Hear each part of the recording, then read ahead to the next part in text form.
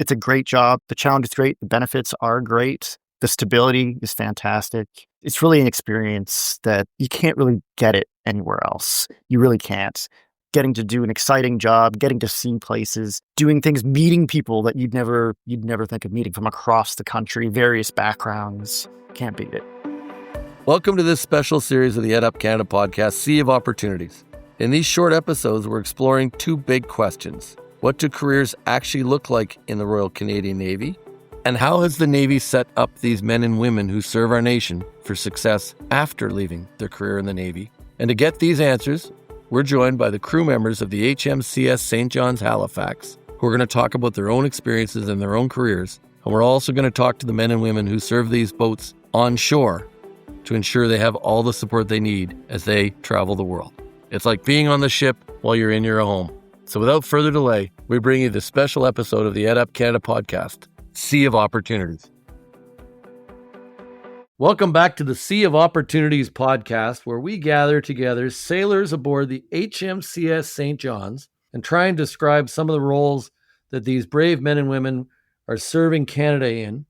The ship is currently halfway between Halifax and Europe, literally 2,600 miles from each coast, sailing across the North Atlantic. And we wanted to have a conversation with different sailors on board who are serving our nation. So right now we've got Petty Officer Second Class, Chad Elenath.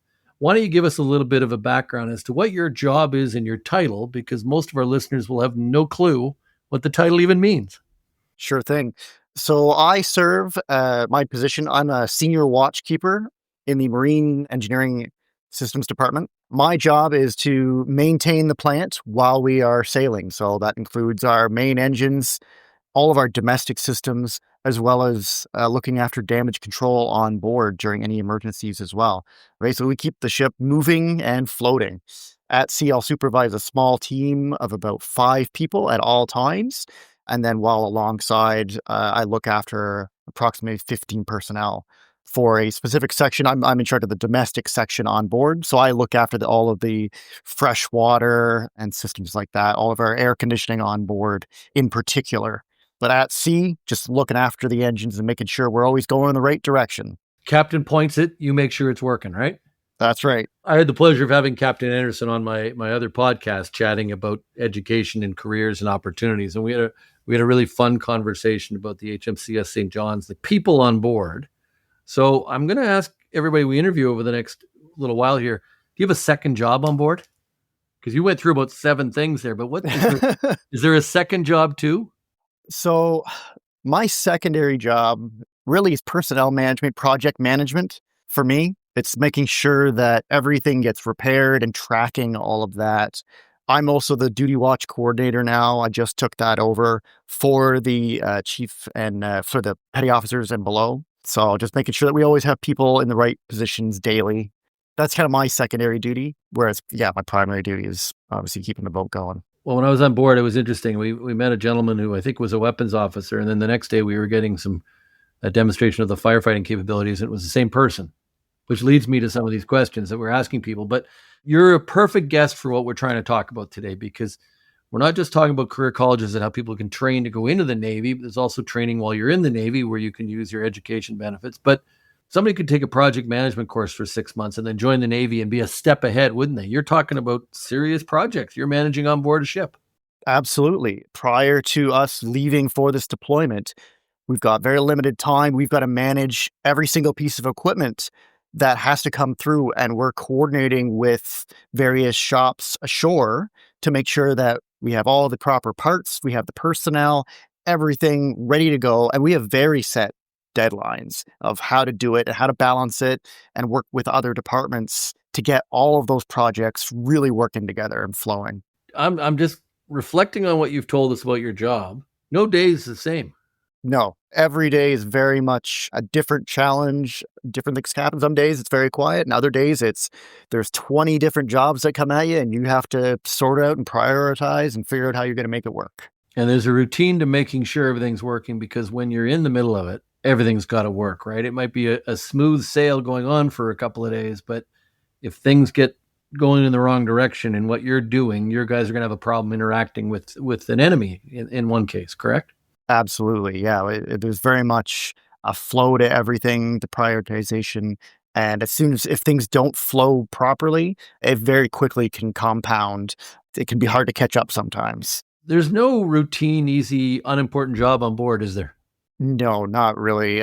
Even the most routine job, simple as one of my juniors moving a valve, that should be a simple job of okay, time it out, lock things out, pull it out.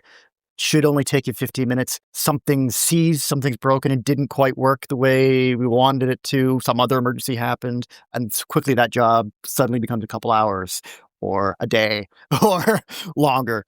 You're always having to adjust sometimes. And the goal is to get it done before the captain wanders down to find out where you're at, right? Well, we try to keep them informed as much as possible, but yeah, there was a real nice camaraderie on board, though. I really enjoyed going out in the Leader at Seas program. It was really neat to see the camaraderie. And when I had Captain Anderson, I had Vice Admiral Topshe on the other podcast as well. And we got talking about life on board. And I noticed how serious it got, even though it was just training and testing. But it got very, very serious at times, and everybody went silent, went quiet. And then the joviality came back to it. So tell me a little bit about life on board, life in the Navy for you, and even some of the challenges, because I want Canadians to understand you're gone for 6 months from your families. So what's that like? It's very, very different. It is very enjoyable. I love sailing. I love seeing all the foreign places we get to see. We get to see a lot of places that you'd never imagine to see. It is hard on the family. It's I'm away from my wife for 6 months, and you try to keep that in the back of your mind. But you got to focus on the jobs. You keep that, but you try to have fun with it. And even in the worst of times, and everything's really stressful, and we're doing exercises and fighting fires and floods for things and training, and you take it seriously.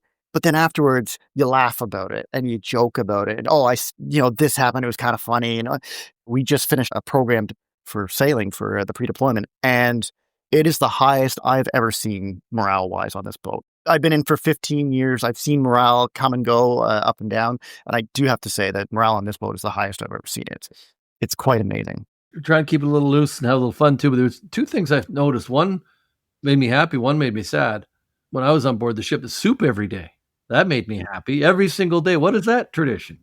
You know what? As long as I've been in, I don't know the full story behind 10 o'clock soup. I'm very happy to have it. I love it. And I miss it when it's not there. From my understanding, so this is just from me, it is a kind of a replacement from the tot. From the older days of sail, where you used to get a rum ration as part of your pay. Don't do it anymore. But part of that now has just become the soup. That's my understanding. That's kind of replaced that. But it is a nice little morale thing. And you probably noticed, like you said, people are very happy to have that little early There was morning. no beer at the end of our day. No beer at the end of the day, I'd say, There is no alcohol on board. I think that would surprise people, that there isn't a bit of a mess room where you could have a beer at the end of a shift, and none of that while you're at sea, is there? No. We got rid of that a number of years ago, for the better, in my opinion. I did sail when we used to allow that. You can't always please the humans. We're all humans. People make mistakes. It's nicer to have it gone, I think. How long have you been in the Navy? 15 years. You would recommend it to others? Absolutely. It's a great job. If you like a challenge, there is some routine, but then there's a lot of the different things every day. The challenge is great. The benefits are great. The stability is fantastic. It's really an experience that you can't really get it anywhere else. You really can't. It sounds cheesy, but you really can't get this experience anywhere else of getting to do an exciting job, getting to see places, doing things, meeting people that you'd never think of meeting from across the country, various backgrounds. Can't beat it. How are the swells? Like, you were literally halfway across. How bad are the swells right now? Right now, they're actually pretty good. 2 days ago, we hit some weird weather, so the ship was bouncing around a bit. But so far, it's been really, really nice and calm going across. I enjoyed my time on board, and I was joking. We were joking with Captain about the 1 meter swells we were having, and he thinks it was half a meter. He said it was one of the smoothest sails he'd had in a long time. So I can only imagine what it's like when they really get moving.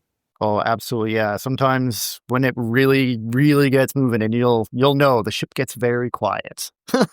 I did notice there were seatbelts in the bunks. There are seatbelts in the bunks. I've only ever had to use them once, luckily, but they are really? there. In 15 years, you've only ever had to use the seatbelts once? Only had to use it once. So is there anything you'd like to say before we sign off, or anybody you'd like to say hello to? want to say hi to my wife back home, Laura. Miss her very much already. It's only been a couple of days, but already miss her. Always will. And yeah, I for anybody looking to join, absolutely. The Navy is a great way of life. Marine technician, especially if you do like working with your hands and troubleshooting, absolutely, it's a great career. It's a great skilled trade, and I assume you will be highly sought after when you head towards a retirement from the sea. But we find a lot of employers coming to us looking for veterans because of the work attitude, the teamwork, all the things that you've talked about today. So with that, I want to sign off. But before I do, I just want to thank you on behalf of our entire team for your service to our nation. It is greatly appreciated. And I hope in a little way we let people understand that 6 months you're off for. This is no small feat when that boat leaves the harbor. And Canadians appreciate your service to our nation. And we wish you fair winds and following seas as you head across to Europe. And good luck on the mission.